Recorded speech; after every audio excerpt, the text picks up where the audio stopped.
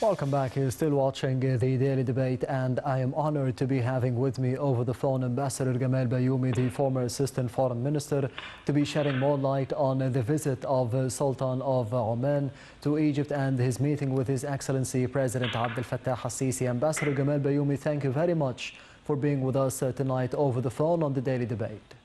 Thank you. It's my pleasure. Anytime. First of all, how do you see the importance of this visit, or the significance of this visit in boosting bilateral ties between Egypt and Oman?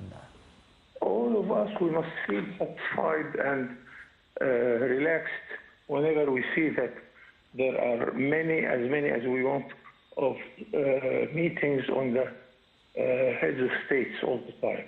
Yes. A couple of days ago, our president was in Jeddah with the whole Arab leaders. Now he's receiving the leader of Oman.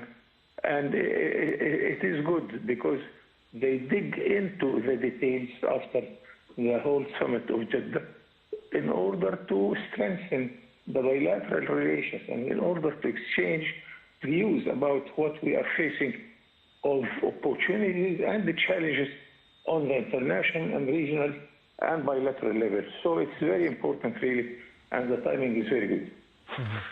On the other hand, one of the main statements regarding this visit by the Sultan of Oman, Haytham bin Tariq Al Said, is that this visit is aiming to be speaking more and discussing more about the conflicts within the Arab nations and means of solving them. How do you see the conflicts that are ongoing within the Arab states nowadays, and how can we be solving them in the near future? On one side, that we are not happy that a good portion of the Arab countries are not in good health. Yes. You have civil war in Syria, in Damascus, in Libya, in Yemen, in Sudan, and Lebanon is not better at all. So it seems that a good portion of the Arab world is not in good shape. This is our task. Countries like Egypt and the Gulf states, including Oman, Algeria and Morocco, they are countries who are relatively stable and they can help either by giving advices and consultation or by asking all the parties in any country with a division like that to respect the unity of the country and to come to negotiation table.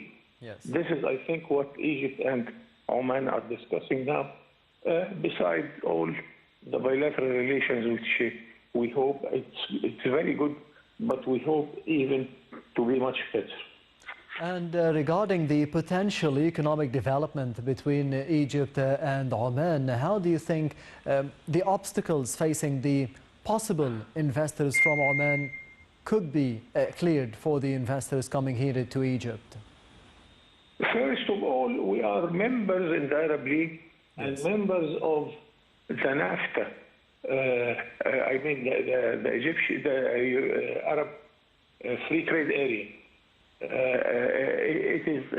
It means that the trade between Egypt and all the other states, including Oman, is exempted from custom duties and any trade barriers.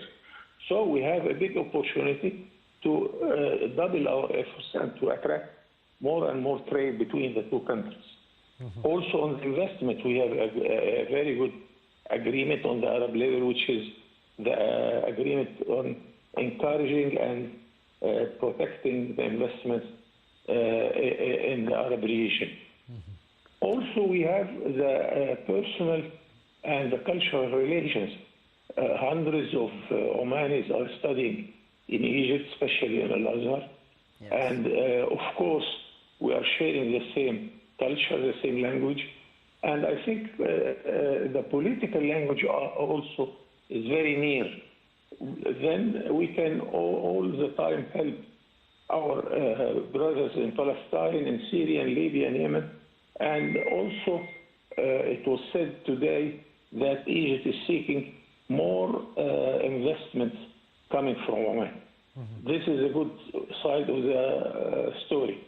And the other side, that this is it creates source of burden on us to make our country more absorbable for foreign direct investment. We have our bureaucracy, as you will know. We have banking system which is good but not good enough. Roads and ports and all these obstacles for foreign direct investment. Also, I am really not happy with the way our mass media is looking to the private investment and the foreign investment. Yes. They are jealous. They want all the jobs to be done by the government. There is no government in the whole world, even in Russia or China, is doing all the business. And the good news today that our Prime Minister said that we want to make the private sector occupy 65% of our activities and economy. All these are efforts in order to be able to attract more and more capital and more direct investment. Yes, and finally, Oman appreciates the role of Egypt in keeping security and stability of the Gulf. How do you see the future of relations between Egypt and the Gulf nations in general, and more specifically between Egypt and Oman? I am proud of the performance of Egypt concerning combating the organized crime, whether it is terrorism, whether it is illegal migration, drug trafficking, and money laundering. We are committed within the Arab League and within our agreements with Africa and with European Union to combat all these crimes. And let us be proud and satisfied of the ability of our country to host more than 10 million guests coming from all the Arab world, mainly from Sudan. From Syria, you have thousands of them. You can see it in any street that Syrian shops are there. Lebanese are around us. Libyan, if you drive your car on the desert road, you will find hundreds of cars coming and going to the Libyan border, because after all, we have 2 million citizens in Libya. Also, one side that we have in the Gulf, especially in Oman, we have a very eminent Egyptian community helping this dear country for its development and its economic performance. Yes, Ambassador Gamal Bayoumi, the former Assistant Foreign Minister, thank you very much for being with us tonight on the Daily Debate over the phone. I will be leaving you, however, with the latest presidential activities of His Excellency President Abdel Fattah al-Sisi in the past week. And this brings us to the end of the Daily Debate for tonight. Thank you for watching, and goodbye.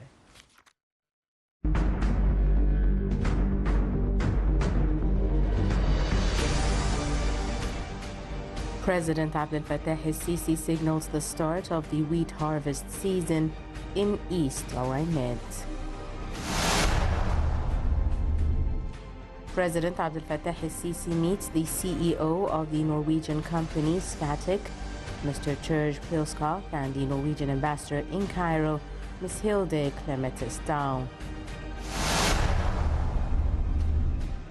President Abdel Fattah al-Sisi receives a phone call from the President of South Africa, Cyril Ramaphosa.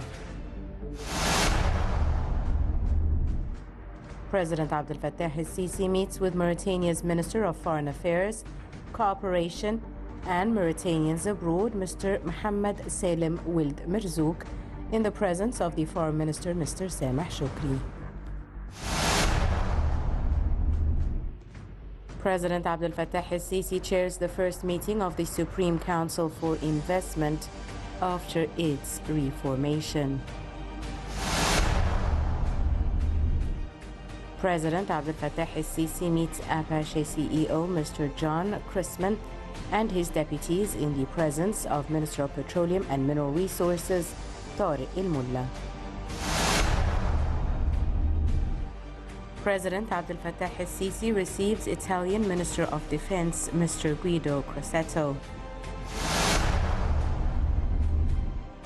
President Abdel Fattah al-Sisi arrives in Jeddah to participate in the 32nd session of the Arab League Summit.